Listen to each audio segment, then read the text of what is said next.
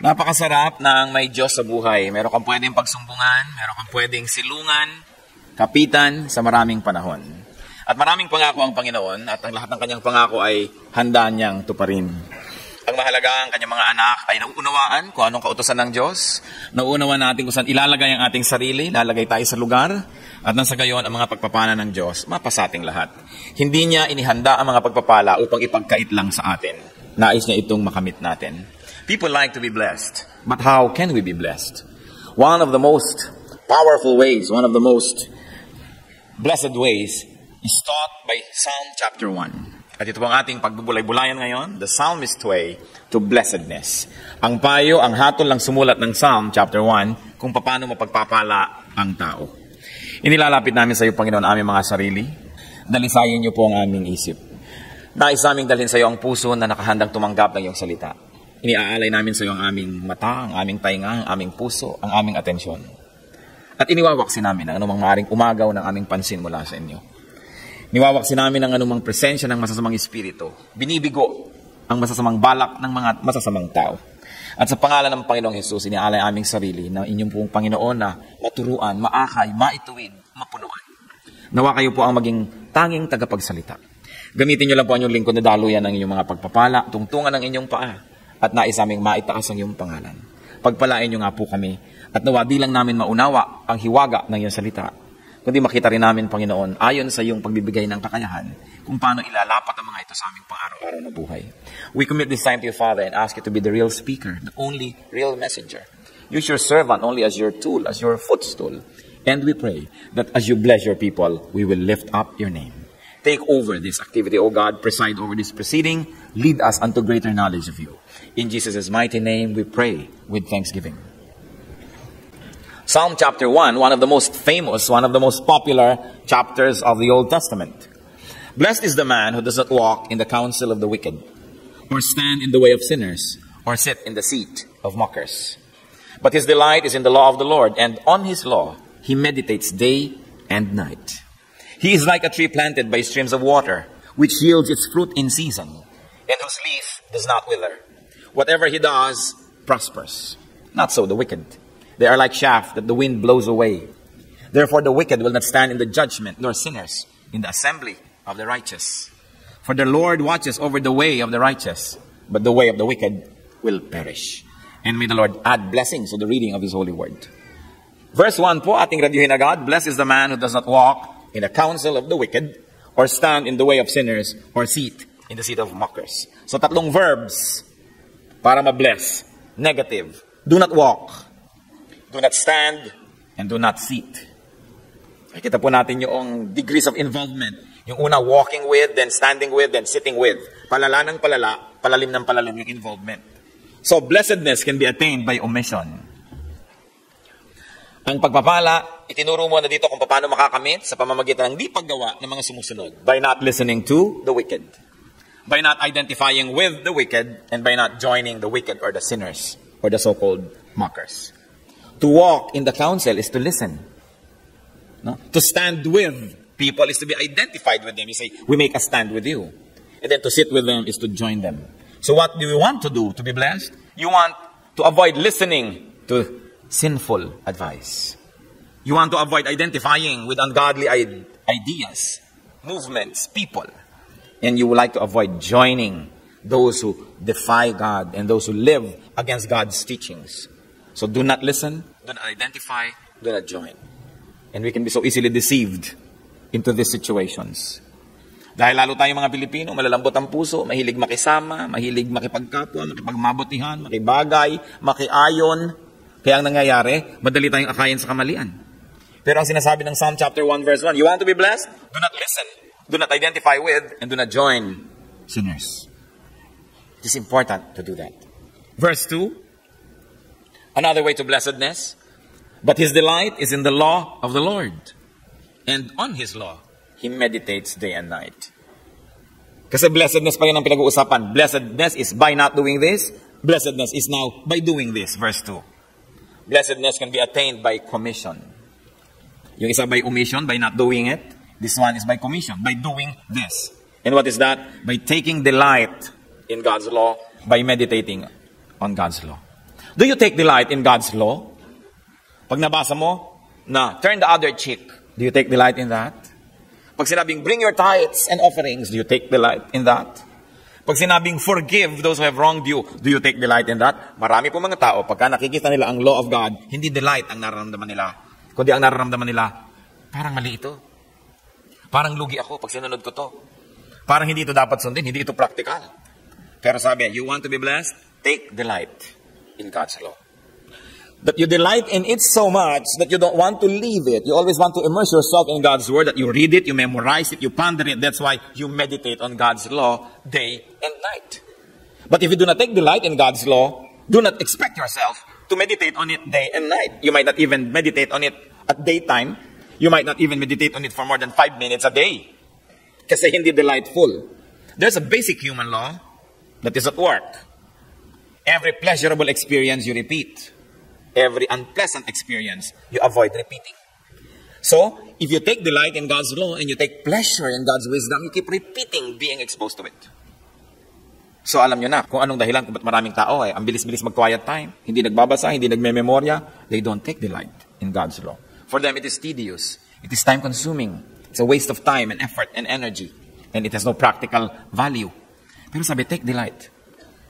How can you take delight in God's law? Sabi mo, ang dami-dami naman law ng Diyos eh. Hirap memoryahin lahat. But you know, the law can be simplified and summed up. Galatians 5:14. The entire law is summed up in a single command. Love your neighbor as yourself. Now, it has a face. The face of a neighbor. Take delight in God's law. And what is the law saying? Love others like you love yourself. Paano po ba nagiging delight yung reading God's word, yung meditating, yung hearing God's word? Reading, hearing, can turn into delight by mental realization. What do we mean? Pag pinag-isip-isip, pinagbulay-bulayan, binigyan ng panahon, mauunawaan mentally. Natitiyak ko marami po sa inyo sa pagbabasa niyo ng salita ng Diyos. Saka uulit. Ay, ito pala ibig sabihin. Ang ganda naman. Kumisan sa pagbabasa natin mag-isa, hindi natin maintindihan eh. Pero meron ngayong isang Bible study leader, meron isang preacher na pinagkalooban ng Panginoon ng gift na maunawa kanyang salita, ipinread sa'yo, ipinaliwanag, itinuro sa'yo mo. Yung pala yun, 5 beses ko na binasa to, hindi ko nakita yun. Pero dahil sa kauulit mo, kahahanap, kapapakinig, mentally you begin to understand it. And say, wow, I'm being able to connect the dots. It makes sense. If P then Q, may logic ang salita ng Diyos. Then, you begin to take delight in it. But taking delight in God's word can go to a higher plane. Not only mental realization, but also actual realization through practice. What do we mean? You want to understand God's law? Think about it well.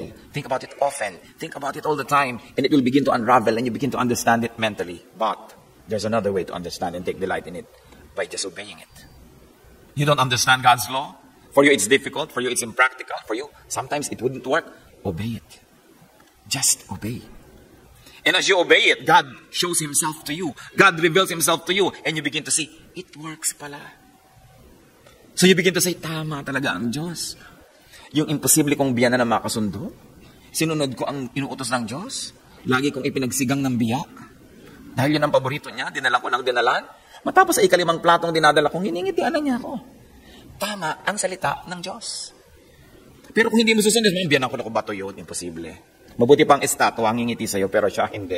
Pagka sinabi natin, imposible sinasabi ng Diyos, yung ganito, igalang may matanda, makisama ka, hindi yan mangyayari. Talagang hindi mangyayari because God's law is understood only through obedience. So gusto mo natin magkaroon ng delight in God's law? 2. Paulit-ulit ko nang sinasabi ng matandaan natin lahat. 1, mentally, think about it, ponder about it, research, study every word, hear everybody who likes to explain it, and then put the picture together in your mind. And you'll begin to say, it's beautiful. There's another way. Hindi ko sabing either or lang to, pwede. Through obedience. Marami po sa inyo siguro. Nung sinunod nyo ng sinunod ang utos ng Diyos about being generous, about giving, about tithing, nung nyo na-realize, tama pala yung sinasabi ng Diyos that I will open the floodgates of heaven and pour out blessings that you cannot contain it. But until you obeyed it, you never understood it. So kailangan sundin. Meron pa po bang inuutos ang Diyos na malinaw sa inyo mga kapatid na talagang di nyo sinusunod hanggang ngayon? Sinasabi na nga, oh wives, be submissive unto your husbands. Naku, ang IQ ng husband ko mababa. Pag sinunod ko, mapapahamak ako. So pipilitin ko pa rin aking sarili, subukan nyo. Malay nyo sa pagsunod nyo sa kanya, yung IQ nyo lumipat sa kanya. At talaga makita yung totoo pala sinasabi ng Diyos. Yung sinasabi na, obey your parents, mga kabataan. Meron pa ba tayong reservation sa pagsunod sa ating mga magulang habang sumusunod sila sa Diyos? Yung sinasabi na, maging mabuti tayo, suklian ang kasamaan ng iba ng kabutihan, baka hindi pa rin natin sinusunod, kaya hindi pa natin napapatunayan na totoo. Yung mga ayaw sa inyo magpahinga, 7 araw sa isang linggo, walang ginagawa kundi maghanap buhay. Inuutos ng Diyos magpahinga ng 1 araw. Mukulang kasi sayang din yung kikitain ko. Nasubok niya na ba sundin? Marami pong nakakasubok niya na nagsasara sila kuminsan ng tindahan once a week. Basta once a week, kung anong araw man natapat. Ang mahalaga, magpapahinga ka. O kung bukas man yun, ikaw yung absent. Ako, pag wala ako, makukupitan ako. Pag wala ako doon, paano na yung mga suki ko? Subukan ninyo dahil sabi ng Diyos, magpahinga kayo ng 1 araw eh. Dahil marami nang sumunod dyan na ang dami niyang benta nung Lunes. Samantalang dati hindi mabenta yon kasi sumunod siya. At ngayon, kahit hindi kayo maging mabenta at hindi kayo yumaman, sumunod pa rin kayo. Kasi maraming uri ng kayamanan na ibinibigay ang Diyos, hindi lang material. So, ang nais kong ipamanik sa bawat isa, hanggang ngayon po ba, sa tagal-tagal na naririnig natin ang salita ng Diyos, pinag-aaralan, minememorya, baka meron pa rin tayong mga paboritong disobedience. Pamigayin at isuko sa Diyos so that we will begin to realize, tama ang Diyos. And then I take delight in His law, He's really right. Then, because you take delight, you really love God's law that you get to meditate on it day and night. And when you meditate on it day and night, you begin to understand it more. Therefore, you love it more. And as you love it more, you study it more, you understand it more. Don't you see it's cyclical? Pero habang hindi ka sumusunod, ayaw mo yung salita ng Diyos, palayo ka ng palayo, pawala ng pawala ang iyong gana, pawalayo ng palayo ang iyong loob. Cyclical din yon. Blessedness is by omission and by commission. Make sure you omit the right things and commit the right things. Minsan baligtad yung iba. They commit wrong and they omit the good things they should do. Baligtad. That is not blessedness. Verse 3. How else is a blessed man described? He is like a tree planted by streams of water, which yields its fruit in season and whose leaf does not wither. Whatever he does, prospers. One of the marks of blessedness is prosperity. Israel ang setting ng awit na ito. Israel is a desert. Most of it anyway. So pag sinabing you are like a tree planted by streams of water, ang laking blessing nun. Sa katuyuan po ng Arabian Peninsula, ng mga disyerto hanggang sa Ehipto. Kaya si Moses nakakita ng bush that was burning by itself. Sa init ng panahon, nagkakatuyo-tuyo ang mga maliliit na mga halaman at nagsisiklab mag-isa sa init ng panahon. Hindi nagtaka si Moses na may nagsiklab na puno. Ang ipinagtaka niya, ba't hindi maubos-ubos yung apoy? Kasi alam niyo po, sa init, isang iklab, tapos din yung apoy, parang ningas kugon. Pero ang tagal na nagsisiklab, kaya niya napansin. Ngayon, gusto ko lang sabihin, sa init dyan, kaya nagsisiklab ang puno. Ano ngayon ang ibig sabihin? That you are like a tree planted by streams of water. Na pagtao ka na hindi gumagawa ng hindi mo dapat gawin, hindi ka nakikiayo, nakikisama, at nakikipanindigan sa masasama, at pagkatapos ay natutuwa ka at nalulugod sa salita ng Diyos, para kang puno na nakatanim sa tabi ng mga batis. Ibig sabihin, hindi mo problema, meron ba akong tubig bukas? Baka matuyo ako, baka hindi ako mamunga. Hindi mo problema yon kasi nakatanim ka sa tabi ng batis. And because of that, you yield your fruit in season. Sa tamang panahon, lumalabas ang iyong prutas. At ang iyong dahon ay hindi naluluoy. At ano man ang gawin mo, pinagpapala, nagiging masagana. People who meditate on and take delight in God's law are blessed with necessary provisions, with fruitfulness and prosperity, and with freshness. Yun daw po ang napapala. These are the paths of blessings. Ngayon, puno kayo. Gusto nyo mabless. Gusto nyo mamunga. Gusto nyo sariwa. Pero ipinagpipilitan ninyo, doon kayo sa disyerto nakatanim, hindi mangyayari yun. Maluluoy kayo. Hindi kayo pupuntahan ng ilog doon. Nakakita ka na ba ng ilog na aalis muna ako sa ruta ko, pupuntahan ko yung tuyong-tuyong puno doon? No. Meron talagang established paths of blessings. And even in life, there are paths of blessings. Ang problema po nating mga puno, dapat tayong doon magtanim ng sarili natin. Doon tayo lumagay. Alam nyo na, nakikisalamuha tayo sa masama. Nakikipagmabutihan tayo sa mali. Tapos ina-expect nyo mabe-bless kayo? Of course not. Because that is not the path of blessings. Ngayon, gumagawa ka ng tama, sumusunod ka sa Diyos. Ginagawa mo ang mabuti, masipag ka, nagtatrabaho ka. Nagpo-provide ka sa iyong mga tungkulin, sa iyong mga mahal sa buhay. Nagbibigay ka sa mga kapuspalad. E di ikaw yung tree planted by streams of water dahil doon talaga dadaan ang pagpapala ng Diyos. It depends on where you position yourself. Life is all about positioning.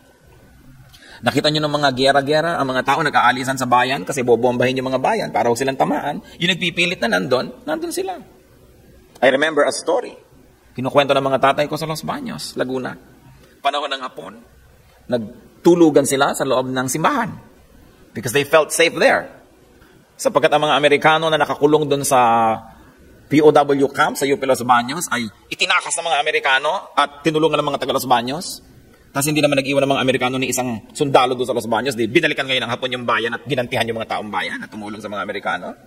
Nung gabi na yon na magre-raid ang mga Hapon, nagtulugan ang aking mga kamag-anak doon sa simbahan. Pero ang daddy ko, nabalisa. Sabi niya sa nanay ko, aalis tayo dito. Pupunta tayo doon sa lupa natin sa bundok. Niyaya niya ang isang kapatid niya na babae na may 2 maliit na anak. Yung asawa kasi no, sundalo, so hindi kasama yung asawa sa lakaran na yun, nakasama siya sa kuya niya. May isa pa siyang kapatid na babae na niyayaya rin niya, hindi sumama dahil yung lalaking asawa nandun. At ang desisyon ng lalaki, dito tayo sa simbahan. Anong nangyari? Umalis ang daddy ko at ang pamilya niya. 2 pa lang ang anak nila noon, atit kuya ko. At yung kapatid niyang babae at yung mga pamangkin niya. At yung isang babae na iwan dahil pa siya yung asawa ng babae na yun, doon sila sa simbahan. Nilusob ng Hapon ang simbahan ng gabi, sinunog at lahat ng lumalabas binabayoneta. Namatay ang tiya ko. Dahil nakapwesto sila doon sa lugar na yun eh. Yung isa kong tiya naligtas dahil umalis siya doon sa lugar ng panganib. Ganun ang buhay. Pwesto-pwesto lang yan. Saan tayo nakapwesto? Pag may nag-aaway, sino kinakampihan natin? Yung tama, yung mali, o yung mahal mo kahit mali siya? Pag meron kang gagawing negosyo, anong gagawin mo? Yung mali, yung tama, o yung mali, basta may tubo.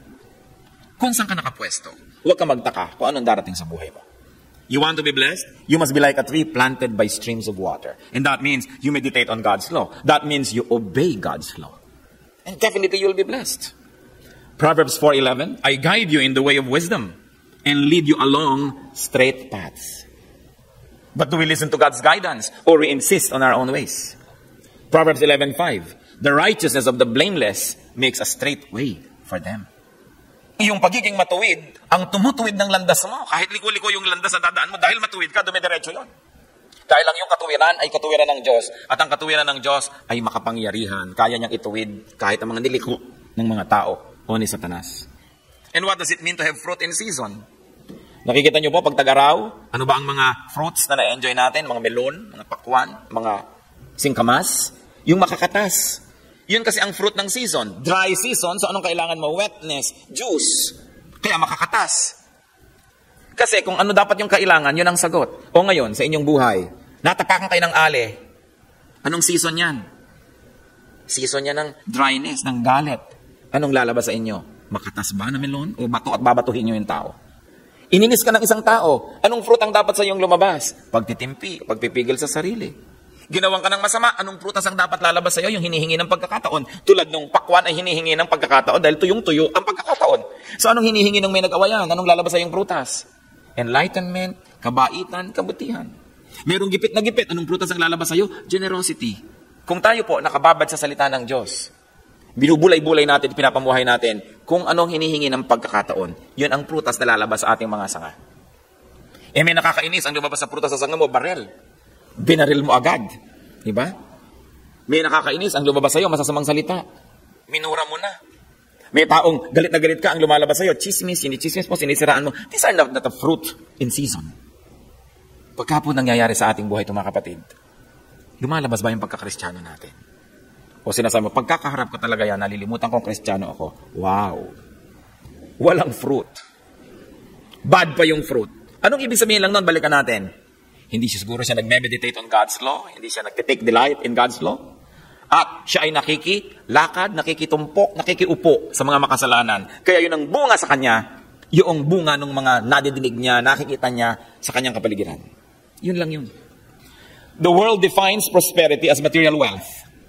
The world defines freshness as outward looks. But remember, Psalm 1 defines prosperity and freshness as delight in God's law and obedience to God. Malinaw yung sinabi. If you take delight in God's law, you're prosperous. Whether or not you have money, whether or not you are physically wealthy or physically fresh, the Word of God says you are fresh. That you are wealthy, at the very least, in the eyes of heaven. What you might call a very poor man may actually be a very rich man in the eyes of God. And what we might call a very rich man here may actually be a very poor man in the eyes of God. Can you imagine the blessing if the world already calls you rich and heaven still considers you rich? Because it's possible. Nakita natin na napakarami mga godly people kahit sa Bible, sila Joseph of Arimathea, makadiyos na, mayaman pa. Nakita natin yung mga tao na pinagpapala na ng Diyos, si Solomon, binigyan na ng lahat-lahat. Pinagpapala pa ng Diyos. Hindi naman ibig sabihin, pag maka-Diyos ka, magiging ka pobre. Although there are times that when material poverty is the way to purity, so that we may cut our needless dependence on material things. But when the lesson has already been learned, I believe that the Lord will give you what you need. Because the Lord gives us infinitely more than what we need. The Lord gives us many of the things we just want. Nilikha ng Diyos ang lahat ng kayamanan, ang lahat ng kagandahan sa mundo, hindi para ipagkait, kundi para ibigay sa kanyang mga anak. Pero unahin natin, seek first His kingdom and His righteousness, and all these things will be added unto you. That's what Matthew says. Kaya mahalaga po, ano bang una? I will take delight in God's law. How? By understanding it and by obeying it. Then I will see how it works. And I will stand it all the more. And therefore, I will obey it all the more. Pero ano daw nangyayari sa mga hindi sumusunod doon sa ganitong karunungan? Verses 4 to 5. Not so the wicked. They are like chaff that the wind blows away. Therefore, the wicked will not stand in the judgment, nor sinners in the assembly of the righteous. So, hindi daw mangyayari ito sa mga masasama. Hindi mangyayari yung namumunga, sariwa. Hindi mangyayari ito. Para lang silang ipa. Ano po yung chaff? Any grain, without the grain inside, yung shell niya, yun yung chaff. Ipa. And because it has no weight of its own, it has no substance of its own, when the wind blows, it gets blown away to whatever direction. Kung saan ipaling ng hangin, doon sila dadalhin. At ang mga masasama daw ay hindi makakatindig sa paghuhukom. Ibig sabihin lang, they will fall because of their wickedness. Hindi pwedeng makihalubilo ang mga sinners sa assembly of the righteous after the judgment. So there will be a great division. There will be a great division after the judgment. And it is important to bear that in mind every day. The wicked are described as being like chaff. The wicked will not enjoy justification, and they will never enjoy fellowship with the righteous. Well, this is futuristic. Kasi sinabi, the judgment. They will not stand in the judgment. It's a definite judgment day that was being discussed here. But although that very specific judgment is futuristic, it is also here and now. Because even now, wicked people miss being with the righteous. Akala kasi ng mga nasa sanlibutan, napakalaking kawalan na ang kabarkada mo mga nagbabible. Naku, mahirap kasama yung mga yan. Puro don't do this, don't do that. Akala nila puro bawal, puro lungkot, puro pagdurusa. Hindi nila alam kung ano ang ligaya, ano ang kapayapaan na natatamo ng mga taong malapit sa Diyos. But then again, you need to experience it to know it. Many people think that only the godly miss out on nice things. Actually, the ungodly miss out on many great things. The ungodly can have nothing more than pleasure. Joy is elusive to them. Pleasure, joy, sobrang magkaiba yun. Luke 19:41 to 42. Ano po ang naramdaman ng Panginoon nung makita niya yung Jerusalem? As he approached Jerusalem and saw the city, he wept over it and said, if you, even you, had only known on this day what would bring you peace, but now it is hidden from your eyes. Tinangisan ng Panginoon ang Jerusalem. Because Jerusalem was self-righteous. Jerusalem was very religious. Jerusalem was steeped in tradition. Almost very ethnocentric. Proud of its own race over all other races on earth. Proud of its heritage. But the Lord knew that the people didn't have peace. Napayak ang Panginoon kung alam nyo lang kung ano magbibigay sa inyo ng kapayapaan. Pero hindi nyo alam, may takip ang inyong mata. Anong ibig sabihin ng Panginoon? Heritage will not give you peace. Religiosity and religious activities will not give you peace. Dahil meron pa bang mas religyoso kaysa sa Jerusalem? Knowing the Word of God by heart and by your mind will not give you peace. Memorizing it and declaring it will not give you peace. Your feast and your offerings and your 5 prayers a day will not bring you peace. So hindi nyo alam kung ano yon. Kaya niya iniyakan at naawa siya sa Jerusalem. Hindi nila kilala si Kristo. Ang dami nilang kaugalian, ang dami nilang tradisyon, ang dami nilang prosesyon, ang dami nilang pista, ang dami nilang ritual, pero hindi nila nakilala si Kristo. Kaya sabi ni Lord, hindi niyo ako kilala, wala kayong peace, kawawa naman kayo. Gaano karami sa ating bayan ang kilala ang Panginoon?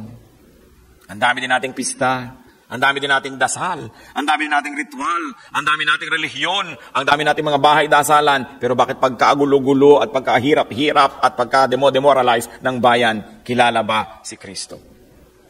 Ang Panginoon ang kapayapaan.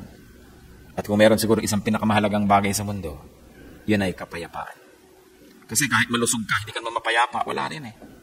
You can always buy a bed, but you can never buy sleep. You can buy food, but never appetite. You can buy entertainment, but never peace. Kaya mahalaga ang Panginoon. Maalala, Tayong mga nasa Panginoon, hindi tayo dapat nagkukulang na ipakilala ang Panginoon sa iba.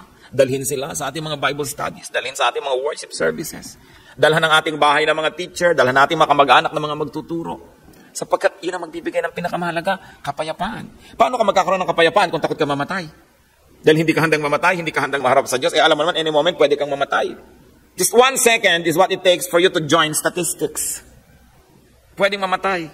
Pwede kang malaglagan ng Skylab. Pwede kang matetanong. Pwede kang matamaan ng ligaw na bala. Pwede kang bangungutin, magka-heart attack. Ang dami. Kaya ang tao takot eh. Kung handa kang humarap sa Diyos, bagamat hindi mo naman gustong-gustong mamatay, pero kung nangyari, tinatanggap mo na rin, may kapayapaan ka. How can we not tell our loved ones about the Lord? Sasabihin nila, matagal na ako, alam ko na to, may relihiyon na ako, dito na ako nabuhay, dito na ako mamamatay. Sanay na ako dito, huwag mo na akong palitan, whatever. Ang point is, may kapayapaan ba? Hindi relihiyon ang pinag-uusapan, kasi kung relihiyon, hindi na sana iniyakan ng Diyos yung Jerusalem eh. Wala nang tatalo sa syudad na yan sa pagiging relihiyoso. Bible-based pa nga eh. Pero sabi pa rin ng Panginoon, you don't get it. That it's not your rituals. It's not what you know here in your mind. But do you have me in your heart? That's what's important. Then verse 6. For the Lord watches over the way of the righteous, but the way of the wicked will perish. So the Lord guides and protects and restores the righteous, and the wicked will not stand for long. Okay, may inggit kahit kailan sa masama. Gumawa ng masama, nag-shortcut, gumawa ng mali, tapos parang na-reward. Nabigyan ng gantimpala sa paggawa ng mali. Anong palagay niyo sa Diyos? Tulog? Anong palagay niyo sa Diyos? Di makatarungan? Akala lang natin yon. May bayad yon. Hindi ka iinggitan ng gumagawa ng mali. Because the way of the righteous will perish. The way of the unrighteous, rather, will perish. But the way of the righteous is watched over by the Lord. Blessedness is obedience to God and to God's law, with or without the world's standard of blessedness. Gusto ko itong bigyan ng diin. Blessedness is possession, not possession. Akala ng iba, may kotse siya, blessed. Meron siyang bahay, blessed. Meron siyang fame, blessed. Meron siyang maraming anak, blessed. Meron siyang pera, blessed. Hindi. Although, that can be part of true blessing. But that by itself, and that alone, is not the blessing. Blessing is not possession. It is position. If I am not sitting with sinners, if I am not walking with sinners, if I am not standing with sinners, and I am standing by God, whether I am materially rich or not, whether I am healthy or sick, I am blessed. Kung sasabihin, maka-Diyos ka pero may sakit ka, di hindi ka blessed. Pero hindi naman sinabi na ang blessedness is healthy. Ang sinabing blessedness, if you are identified with God, you are blessed. Ngayon, identified ka na with God, healthy ka pa, bonus na yon. Akala kasi na iba ang, nabe-bless yung church na yon dahil ang dami-dami na nila. Mga kulto nga, dumadami din eh. So, hindi sa dami yan. Bless na bless yung church na yun. Ang dami nilang funds. Marami ring funds kahit ang mga smuggler. Kahit ang mga criminal syndicates at mga drug lords, marami ring funds. What is blessedness? It's not possession, but possession. As long as you are standing with God and not with sinners, you are blessed. Mahalagang hindi natin malilimot yun. Huwag nating sukatin yung spiritual blessedness with material proofs. Because many times, it is the transcendence of the material that will bring you to a higher plane of spirituality. And that's when you begin to understand it. That's why many people have to let go of their possessions. They have to let go of this. They have to let go of that. Requirement ng Diyos. Merong isang mayaman na lalaki, sabi, Lord, ano pong pwede kong gawin para sumama sa inyo? Sabi ni Lord, edi sundin mo lahat ng kautusan. Kasi alam naman ni Lord, imposibleng masunod yun eh. Mayabang naman tong tao. Nasunod ko na po lahat. So susunod na ako sa inyo. Teka, kung talagang gusto mo sumama sa akin, ibenta mo lahat ng kayamanan mo, ipamigay mo sa mahirap yung pinagbilan at sumama ka sa akin. Ay, hindi mo pwede yan.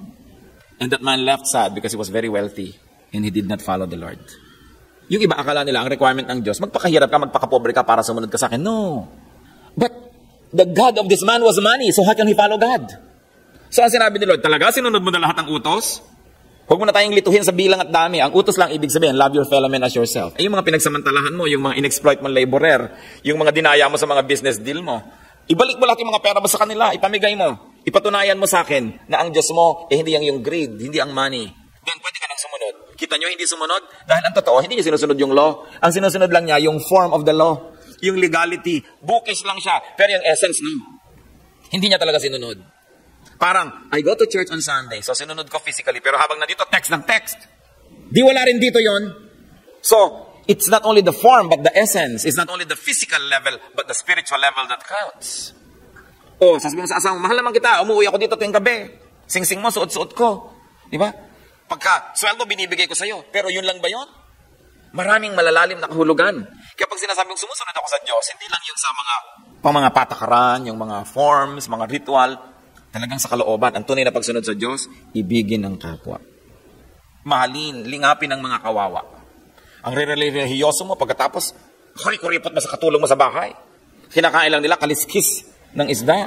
Tapos hallelujah, hallelujah ka ng hallelujah. Mag-donate ka ang laki-laki. Tapos yung mga sarili mong mga tauhan sa pabrika mo, gaw-gaw ang sweldo. So, hindi totoo. Sabi nila, magpakatotoo ka, ang tunay na espiritualidad, malalaman kung maka-Diyos ka na talaga kung ikaw ay maibigin sa kapwa. Hindi pumasa yung tao.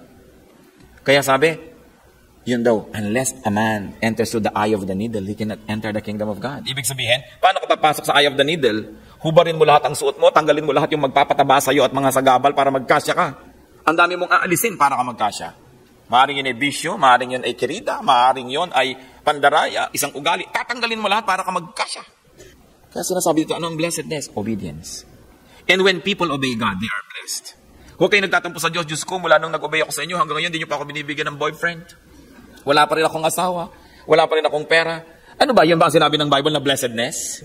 Di ba ang sinabi din Psalm 1? When you obey God's law, and when you ponder it, and take delight in it, you are blessed. So marami po siguro sa atin dito, blessed na blessed na blessed, hindi lang na-appreciate. Kasi akala natin, blessedness is magkaroon malaking hikaw, malaking bakil na umiilaw-ilaw. Although, kung binigyan ka ng Diyos yan na bonus, di salamat. Pero kung wala yan, hindi ibig hindi ka blessed. The Bible, this chapter, strive to say the obvious, that godliness is blessedness. Because it doesn't always seem so.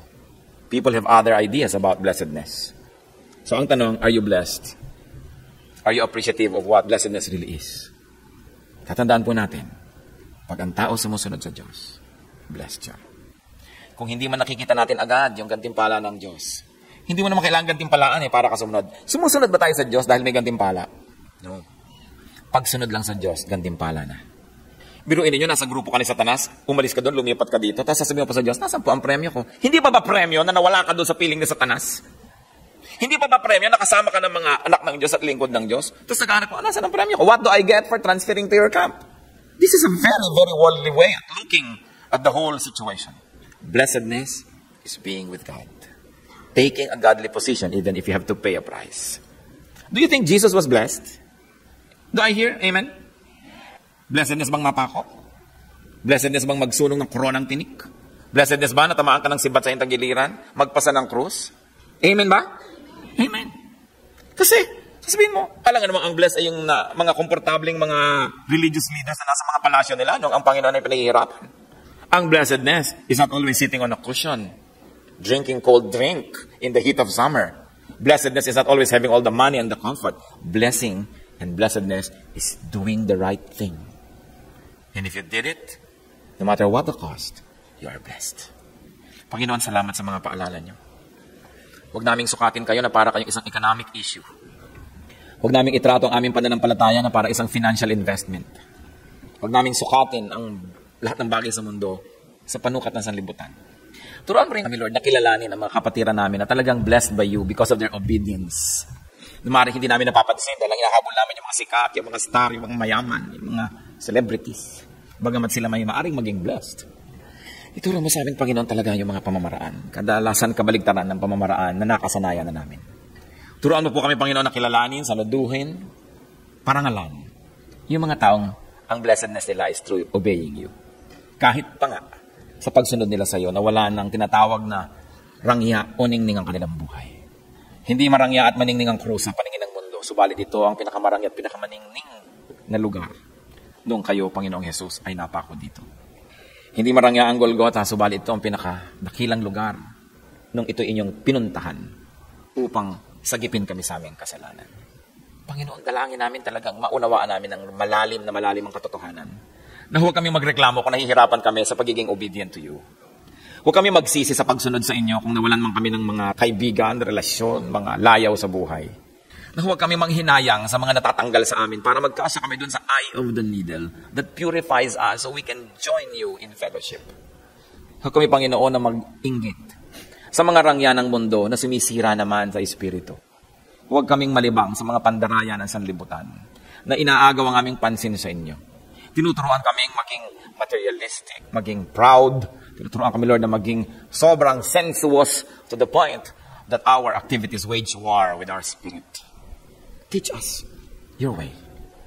Huwag lang kaming laging makinig, huwag lang kaming laging masabing nakaka-bless ang salita ng Diyos. Kundi, Lord, mabless naman kayo pag tinitingnan yung buhay namin. Kayo man magala, kayo may matuwa dahil sa inyong namamasdan sa amin.